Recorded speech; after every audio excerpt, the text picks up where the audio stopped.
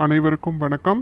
Welcome to divine routine YouTube channel. இன்னைக்கு நம்ம பார்க்க போற தலைப்பு என்ன அப்படின்னு சொல்லி பார்த்தா, வளங்கள் அனைத்தையுமே அருளக்கூடிய அற்புதமான ஆடி கிருத்திகை திருநாளின் பொழுது நம்ம வீடுகளில் முருகப்பெருமானை மனதில் நினைத்து எந்த மாதிரியான வழிபாட்டு முறையை கடைபிடிக்கணும், சகலவிதமான செல்வங்களும் வீடுகளில் நிறையணும் அப்படின்னு சொல்லும் பொழுது எப்படி இந்த திருநாள் நமக்கு கை கொடுக்கும் அப்படிங்கிறதுக்கு தேவைப்படக்கூடிய அனைத்து விதமான தகவல்களை பற்றி தான் நம்ம இன்னைக்கு இந்த பதிவின் மூலிமா தெரிஞ்சுக்க போகிறோம்.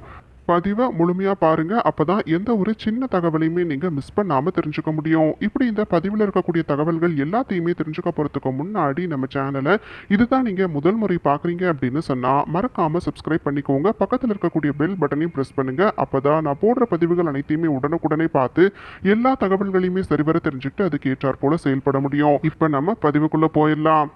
ஆடி மாதம் அப்படின்னு சொல்லி எடுத்துக்கிட்டாலே அது தெய்வ வழிபாட்டு உகந்த மாதம். ஆன்மீக முக்கியத்துவம் வாய்ந்த இந்த குறிப்பிட்ட மாதத்துல பெண் தெய்வங்களுடைய கோவில்களுக்கு சென்று வழிபாடு செய்யக்கூடிய பக்தர்கள் அதிகப்படியா இருப்போம்.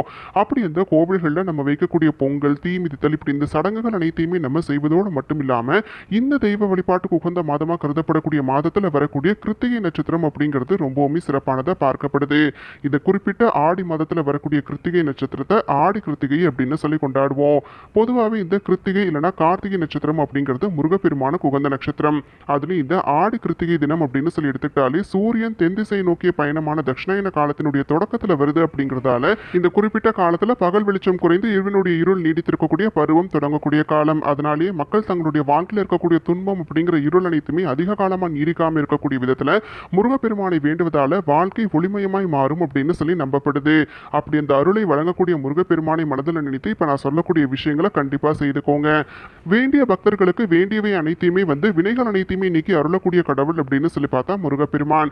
முருகன் முழு இல்லறவாசியா திருப்புறங்குன்றத்துல வீற்றிருக்கிறாரு. அதே மாதிரி முற்றும் திறந்த முனிவனா பாலதண்டாயுத பாணியா பழனி மலையிலும் வீற்றிருக்கிறாரு. சித்தர்கள் அனைவருக்குமே விருப்பத்திற்குரிய நாயகன் அப்படின்னு சொல்லி பார்த்தா முருகப்பெருமான் தான். அதனால் இதான் இவரை வழிபாடு மேற்கொள்ளக்கூடியவர்களுடைய வாழ்க்கையில என்னைக்குமே அஞ்சாத மனம், சிறந்த செல்வநிலை, உயர்வான ஆன்ம ஞானம் இது அனைத்துமே கிடைப்பதற்குண்டான அருளை முருகப்பெருமான் வழங்குவார் அப்படின்னு சொல்லி நம்பப்படுது.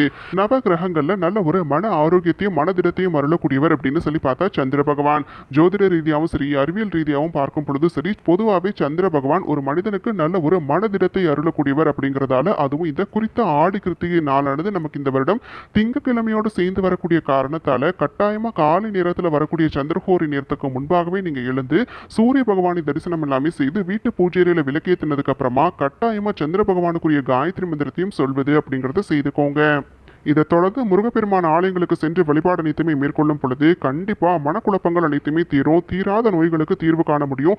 ஏதோ ஒரு மன சஞ்சலத்தோடு இருக்கிறீங்க அப்படின்னு சொல்லும் பொழுதும் அந்த மன வலிமை கூடுவதற்குண்டான அருள் கிடைக்கப்பெறும். இன்னும் பல எண்ணிலடங்கா நன்மைகள் அனைத்துமே தரக்கூடிய திருநாளாக தான் இந்த திங்கட்கிழமையோடு சேர்ந்து வரக்கூடிய ஆடி கிருத்திகை நாளானது பார்க்கப்படுது.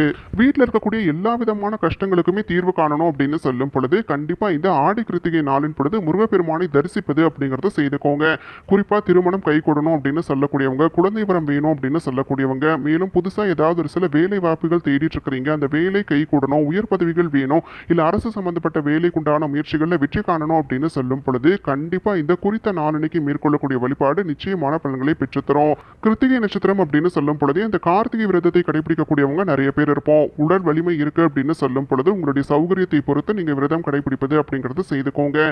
எதுவுமே சாப்பிடாம தண்ணீர் மட்டுமே பருகி விரதம் இருக்க முடியும் அப்படின்னு சொன்னா கண்டிப்பா இருந்துக்கலாம். இல்ல உங்களால நாள் முழுவதுமே விரதம் இருக்க முடியாது அப்படின்னு சொல்லும் பொழுது நீரோடு நீங்க பல வகைகள் பழச்சாறு இது அனைத்தையுமே அருந்தி நீங்க விரதம் கடைபிடிப்பது அப்படிங்கறத செய்துக்கலாம். ஆனா கட்டாயமா உடல்நிலை சரியில்லை, ஏதாவது ஒரு சில மருந்து மாத்திரைகள் சாப்பிட்டு இருக்கிறீங்க அப்படின்னு சொல்லும் பொழுது கண்டிப்பா நீங்க விரதத்தை தவிர்த்து கொண்டு மனதுல வழிபாடை மட்டுமே கடைபிடிப்பது அப்படிங்கறத செய்துக்கோங்க. இப்ப விரதம் கடைபிடிக்கக்கூடியவங்க காலை நேரத்தில் எழுந்து வீட்டு பூஜையில விளக்கேற்றி வழிபாடு மேற்கொள்ளும் பொழுது கண்டிப்பா நீங்க நட்சத்திர கோலத்தை வரைந்து விளக்கேற்றுவது அப்படிங்கறத செய்யணும். ஷட்கோண கோலத்தை வரைந்து யார் ஒருவர் முருகப்பெருமானை மனதில் நினைத்து 6 அகல் தீபங்களை ஏற்றி வைத்து வழிபடுறாங்க கண்டிப்பா அவர்களுடைய வாழ்க்கையில ஒளி வீசக்கூடிய விதத்துல நன்மைகள் அனைத்தையுமே அள்ளி தருவார் முருகப்பெருமான் அப்படின்னு சொல்லி நம்பப்படுது. நட்சத்திர கோலத்தை போட்டதுக்கு அப்புறமா சுத்தி நீங்க ஓம் சரவண பவ அப்படிங்கிற எழுத்துக்களை எழுதணும். இதை நல்ல ஞாபகம் வைத்துக் கொண்டு செயல்படுங்க. அதே மாதிரி நாள் முழுவதுமே விரதம் இருந்து வழிபாடு செய்ததுக்கு அப்புறமா மாலை நேரத்துல நீங்க பசும்பால நாட்டு சர்க்கரை போட்டு நீங்க நைவேத்தியமாக படைப்பது அப்படிங்கறத செய்துக்கலாம். இல்ல நல்ல நீங்க விரிவா செய்யலாங்கிற யோசனை இருக்கு அப்படின்னு சொல்லும் பொழுது நீங்க சர்க்கரை பொங்கல் செய்துக்கலாம், இல்ல திணை பொங்கல் செய்துக்கலாம். இல்ல உங்களுக்கு என்னெல்லாம் நெய்வேத்தியங்கள் செய்ய முடியுமோ அது எல்லாமே செய்து பல வகைகளை வைத்து வணங்குவது அப்படிங்கிறத செய்துக்கோங்க. நெய்வேத்தியங்கள் அனைத்தையுமே படைத்து முருகப்பெருமானை வணங்கும் பொழுது பூஜை அறையில் அமர்ந்து உங்களுடைய வேண்டுதல் என்னவோ அதை முருகப்பெருமானிடம் மனமுருகி சொல்வது அப்படிங்கிறது செய்துக்கோங்க. கண்டிப்பா இந்த நாளின் பொழுது கந்தசஷ்டி கவசத்தை உங்களுடைய வாயால உச்சரிப்பது அப்படிங்கிறது செய்துக்கோங்க. நல்ல வாய் விட்டு சத்தத்தோடு இந்த கந்தசஷ்டி கவசத்தை யார் ஒருவர் கண்டிப்பா இந்த ஆடி கிருத்திகை நாளன்னைக்கு படிக்கிறாங்களோ கட்டாயமா எல்லா விதமான கெடுபலன்களிலிருந்தும் விடுபட முடியும். அதுல துளியளவும் சந்தேகமே இல்ல. கந்தசஷ்டி கவசம் அப்படின்னு சொல்லி இல்லாம கந்த புராணம் படிக்க முடியும் அப்படின்னா படிச்சுக்கலாம். இல்ல முருகப்பெருமானின் சிறப்புகளை போற்றக்கூடிய விதத்துல ஏதாவது சில பாடல்கள் உங்களுக்கு பாட வரும் அப்படின்னாக்க நீங்க கண்டிப்பா பாடிக்கலாம். மந்திரங்கள் உச்சரிப்பது அப்படிங்கிறது ரொம்ப ரொம்ப முக்கியம். இப்படி நம்ம செய்யும் பொழுது முருகப்பெருமானுடைய மனதை குளிர வைப்பது அப்படிங்கிற செயல நம்ம ஈடுபடுறோம். அதனால நம்மளுடைய வேண்டுதல்கள் அனைத்தையுமே நிறைவேறுவதற்குண்டான அருளை முருகப்பெருமான் வழங்குவார்.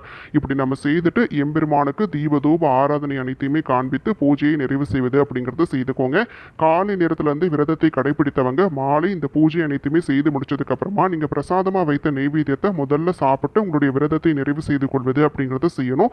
மனதார முருகப்பெருமானை வேண்டி இந்த பூஜையை யார் மேற்கொள்றாங்களோ கண்டிப்பா எல்லா விதமான நன்மைகளையும் முருகப்பெருமான் அருள்வார் அப்படின்னு சொல்லி நம்பப்படுது. நிறைய பேருக்கு இந்த பதிவு எல்லாமே பார்க்கும் பொழுது மனதுல ஒரு ஆசை இருக்கும். நானும் இந்த மாதிரி பூஜைகள் செய்யணும்னு நினைக்கிறேங்க. ஆனா என்னால நேரம் ஒதுக்கி செய்ய முடியல. நான் வேலைக்கு செல்லக்கூடியவனா இருக்கிறேன். என்னால இந்த மாதிரி நேரத்தை ஒதுக்கி இந்த திங்கட்கிழமையில வரக்கூடிய காரணத்தால சரியா முருகப்பெருமான வழிபாடு செய்ய முடியல அப்படின்னு சொல்றவங்க இப்ப நான் சொல்லக்கூடிய இந்த எளிமையான விஷயத்தை செய்யுங்க. உங்களால பூஜை செய்ய முடியலையா பரவாயில்ல, விரதம் கடைபிடிக்க முடியலையா பரவாயில்ல, ஆனா இந்த ஒருவரி மந்திரத்தை மட்டும் எப்பெல்லாம் நேரம் கிடைக்குதோ நீங்க வேலைக்கு செல்லும் பொழுது அந்த போகக்கூடிய வழியில வண்டி ஓட்டிட்டு போறீங்க அப்படின்னாக்கா அந்த போகக்கூடிய வழி எங்கும் நீங்க சொல்லிக்கிட்டே போகலாம்.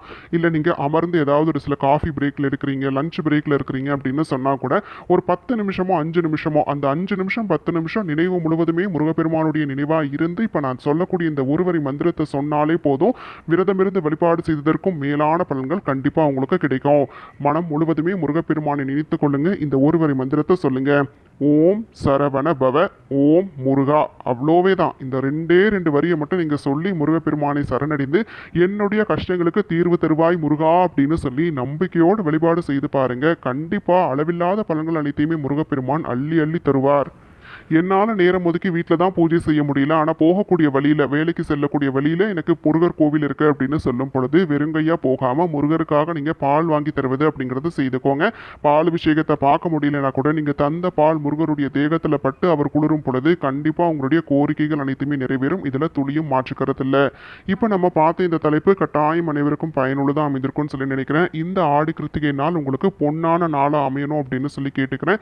எல்லாருமே எல்லா விதமான வளங்களையும் பெறணும் அப்படின்னு சொல்லும் பொழுது கண்டிப்பா இந்த குறித்த நாளன்னைக்கு மேற்கொள்ளக்கூடிய இறை வழிபாடு நிச்சயமான பலன்களை பெற்றுத்தரும். அதுவும் திங்கட்கிழமை நாளோடு சேர்ந்து வருது அப்படிங்கிறதால மனக்குழப்பங்கள் மன தீர்வு காணணும் அப்படின்னு சொல்றவங்களுக்கு இந்த நாள் நிச்சயமா கை கொடுக்கும். அதனால தவற விட வேண்டாம். இந்த தலைப்பு அனைவருக்குமே பயனுள்ளதாக இருக்கக்கூடிய பட்சத்தில் உங்களுடைய ஃப்ரெண்ட்ஸ் அண்ட் ஃபேமிலிக்கும் தவறாம ஷேர் பண்ணுங்க. அவங்களும் இந்த தகவல்களை பார்த்து பயன்பெறட்டும். மறுபடியும் நாளைக்கு ஒரு சுவாரஸ்யமான தலைப்போடு உங்களை நான் சந்திக்கிறேன். நன்றி.